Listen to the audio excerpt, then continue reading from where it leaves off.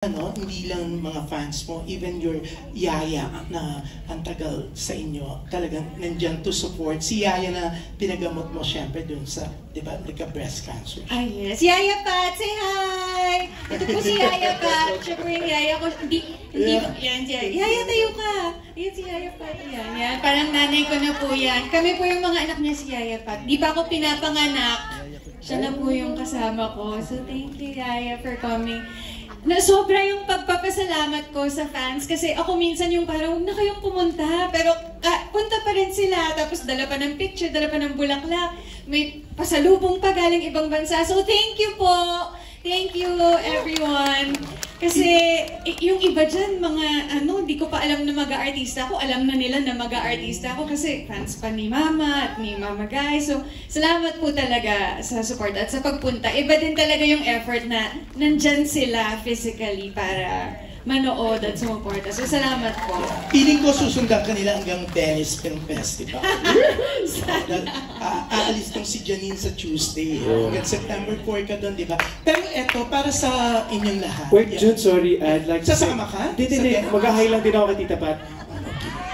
Kala ko i-announce ko na sasama ka o susunod ka sa ano. Si Tita Pat yata naging yaya pa ni Tita Pilita Corrales. Ni Mama Guy. Masyado naman. Ito totoo ni Mama Guy nga. Alright. Yeah, pero eto, para sa inyong lahat, syempre, kitang-kita doon sa teaser nyo, di ba, yung nakamaskara. Kayo ba, syempre sa showbiz, yung iba, maraming nagsasabi na may mga plastic, may mga hindi totoo. Kayo, may mga nakamaskara ka rin yung mga nakakasalamuha. O anong paano nyo tinitake yung mga gano'n na... Sino na lang yung gustong sumagot? Not for everyone na lang. Isa na lang, June, kasi limited yung time. Yeah. So ako na lang sasagot kasi una-unahan lang yan eh. So ako na maunang yung plastic. Talaga? Uy, baka maniwala sila. No. We have this certain, I'll speak for the rest of the gang because this is an uncomfortable question. If you're plastic in front of us, you're not gonna get anything. Because what we'll give you is the truth. And we are very sensitive to people who are not real. That's our job, to pretend, okay? So you might as well just be friends with us, make friends with us, be real with us. Because that's what counts. In showbiz, authenticity is what counts. That's the currency. Very well said. Ang galing. Pero gusto ko lang pasingin. Last na June, go. Si Inay Maria. Oh, yeah. Gusto kong mas for sure, alam mo naman sagot niya, di ba? Inay, yung mga nakamaskara, ano mga masasabi mo doon? Kasi ikaw, very di ba? Totoo. Nakakasama ng loob pag alam mo na patuloy kanyang kinakausap, naka-plastic ka naman lahat, di ba? Parang gusto mo siyang tadyakan. Gusto ko! Pero wala ka pa naman ng tadyakan, ha? Parang gano'n lang nangyari. Ay, sandali na. Relax lang ako.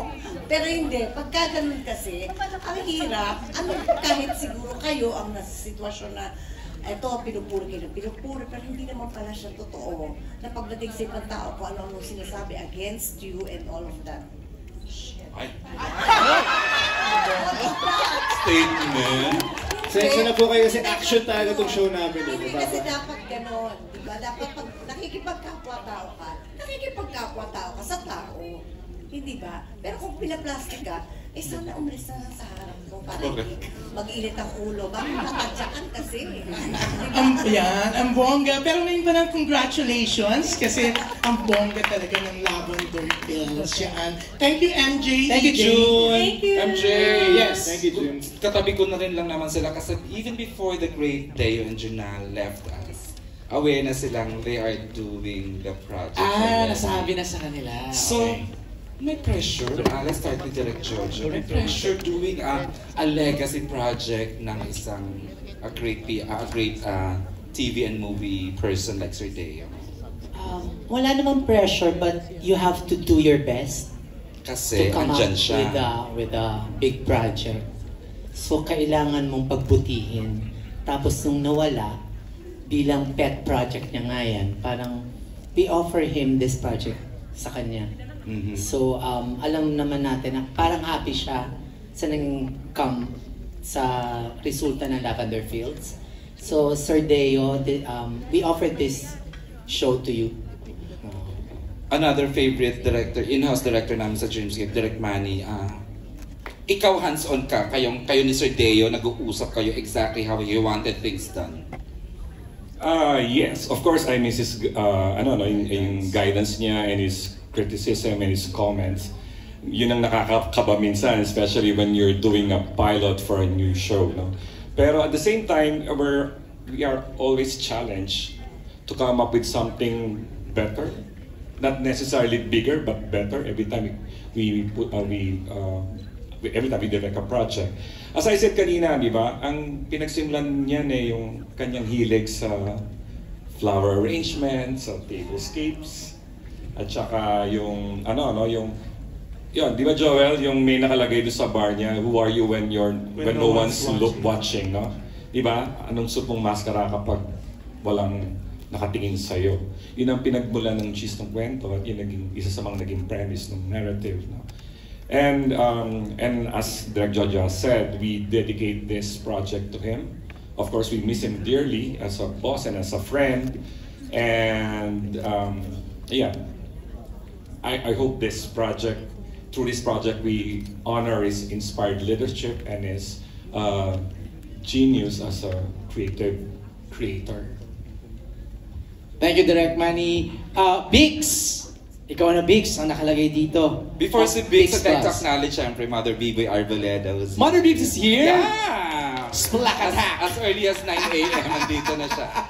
And of course, our bosses. Splack attack, Mother Sky Biggs. Manalo Balagtas and Ron Del and Tilindayan. Alright? Hello, Biggs! Ikaw Ito. na!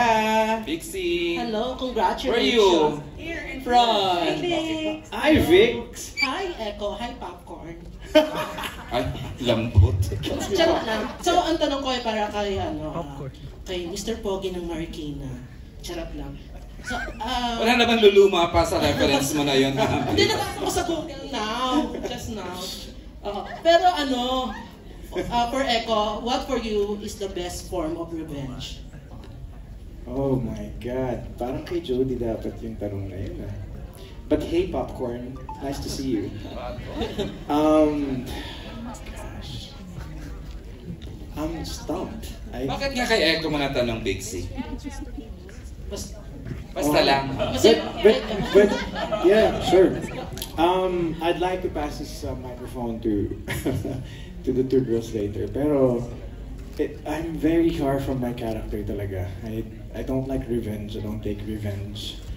But siguro kung magre-revenge talaga ako, siguro ngunguyain ko yung tao, gano'n.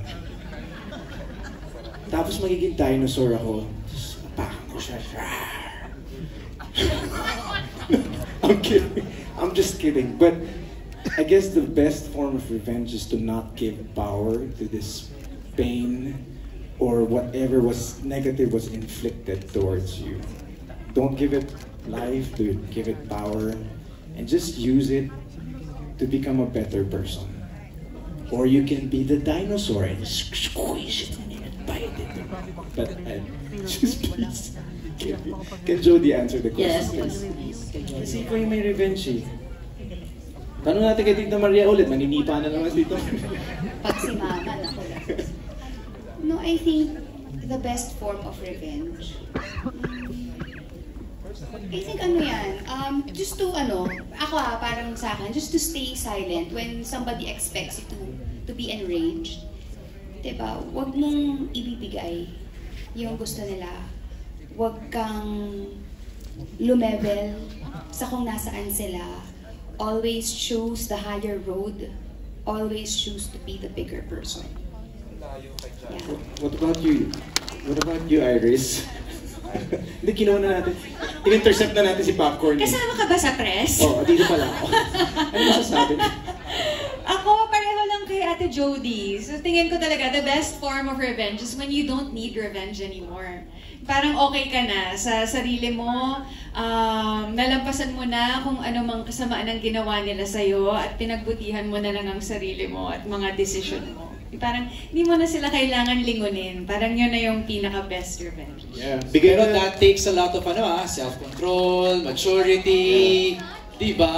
Hindi yun madali. Bigay nyo na lang yan Hindi, sa Labi ano, Reviews. wish them well. Yes. Prayers. Pero kay Janine, congratulations, ang galing-galing mo bilang kontrabida, nakakagigil ka. Ikaw, salamat sa Diyos. Ikaw ba nanggigil ka din sa character mo, watching this kanina? Hindi ko nararamdaman yun eh. Ako kasi yung tipo na kapag napapanood ko yung sarili ko, naisip ko, ano pa bang pwede kong nagawa para mas mapaganda pa yung eksena. I think a lot of us feel that way. Kaya hindi kami nanonood ng playback, yung ganon.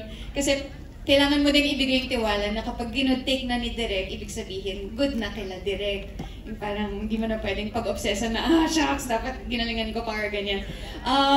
Pero, ano nga ba yung tanong? Thank you! Thank you! Sana nga talaga manggigil kayo. Ako mas nanggigil ako kay Tyrone eh. Kasi nakita ko yung mga panluloko niya.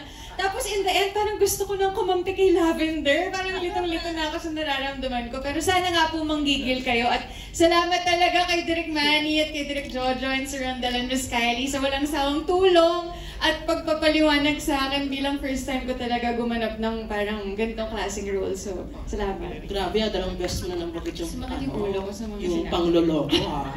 Ano? Parang dalawang best mo na nabanggit yung pangloloko. Ganun ba? Sabi ko ba? Kay Tyrone.